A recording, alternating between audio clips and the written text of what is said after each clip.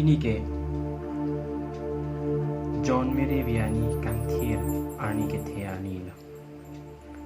alang li ke Paris priest atumaphan monit kangthir amonit la lapot Pini arni ke Paris priest ke ena guru sarato arni ke the arni la John mere viani kangthir ke aru chiklo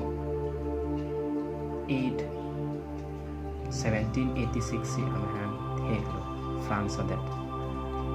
alang li ke kroy ke thiu thi catholic hemisi a hempensi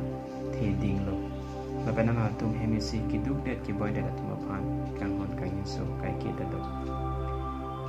alang li lo ka chali ani ke do chira hut alang li tikuk nang lo rona joini alang li phan pon si rona spahi tum along pido dulo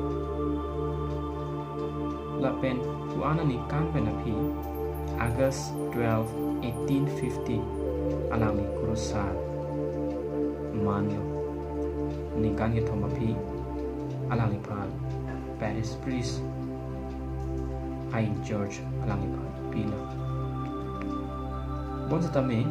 halabang so ni kan lo mondilia lo kaburuk saya jo ki kroerata pankrevi ason manlo John Viri viani kangthir anivanta gonta krehini la pen gonta kresi kai ki tarala tumaphan arna malo ayujume ke hampi athi ki moni datu aninga chiroi pen arna phan kamatha tu ji pan alani kai ki ta apor ka chipido alangli August 4 1859 Arnia make chilo alang li nong kai kita doverlo atheki ki kroy la pen ki tuga tumaphan ke langba la pen api 1874 Pope Pius 9 alang li men rada phan pardon toilo la pen api 1905 Pope Pius 10 alang li phan